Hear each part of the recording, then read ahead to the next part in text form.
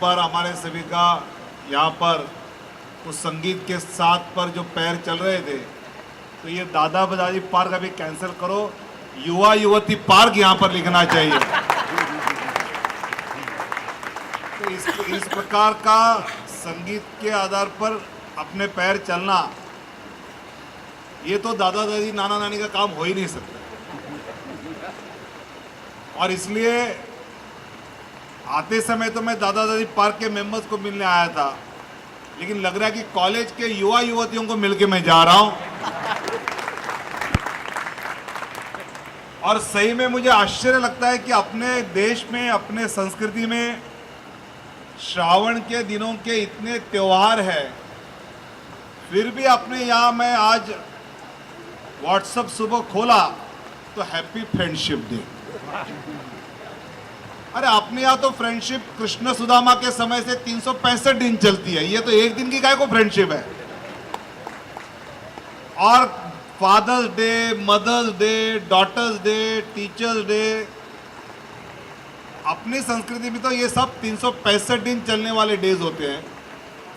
हाँ, जहाँ पर काम, मतलब वो कोई गलत है मैं नहीं मानता हूँ, काम के बोझ के कारण वेस्टर्न कंट्रीज में माँ पिताजी के साथ नहीं रहते हैं तो साल भर में एक बार आते हैं उस दिन, तो वहाँ आवश्यक है तो वो ज़रूर करें।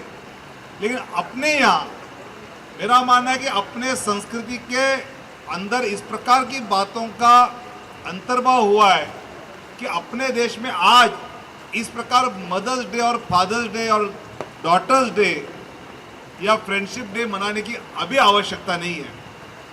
डर लगता है कि जिस प्रकार रफ्तार जीवन की बढ़ रही है, जिस ओर अपने युवा पीढ़ी को ले जाने की कोशिश हो रही है, लेकिन मेरा विश्वास अपने संस्कृति पर है, मेरा विश्वास अपने शिक्षा पद्धति पर है। और ये शिक्षा पद्धति स्कूलों वाली नहीं कह रहा हूं मैं, जो घर में संस्कार मिलते हैं, शायद स्कूल में उसका आईक्यू बढ़ता होगा, इंटेलिजेंट क्वोशंट, लेकिन घर के संस्कार से उसका ईक्यू, इमोशनल क्वोशंट बढ़ता है। और ये इमोशनल क्वोशंट पूरे परिवार को पकड़ के रखता है। और मैं मानता हूं कि ये सबसे बड़ी देन अपनी संस्कृति की है। और इस प्रकार श्रावण के महीने के त्यौहार मनाने के लिए आप सब यहाँ इकट्ठा आते हैं। मेरा मानना है कि बोरीवली का ये एक विशेष रोल मॉडल है, जो मुंबई जैसे माया नगरी को ये भी बता सकता है कि पैसे भी कमाने वाले सबसे ज़्यादा बोरीवली वाले हैं और संस्कृति को भी अपने रखने वाले बोरीवली वाले हैं। और ऐसे बोरीवली वालों में से एक होने का सौभाग्य अगर मिलता है मुझे, तो मैं अपने आप को सम्मानित मानूंगा। और हम सब युवा युवतियों को अपने म्यूजिक पे थिराने की क्षमता जो आदरणीय उस्मान भाई और उनके सभी सहयोगियों में है।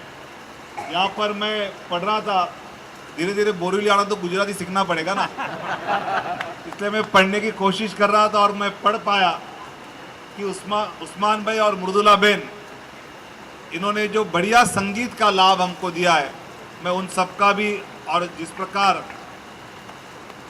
आपकी बीच में कमेंट्री है, सबसे मजा ला रही है, बहुत बढ़िया।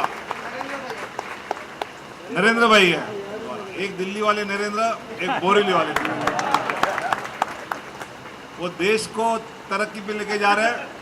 और आपकी वाणी से हम इस प्रकार खुश हो गए कि आपके इस खुशी से हम भी तरक्की की ओर बढ़े। धन्यवाद।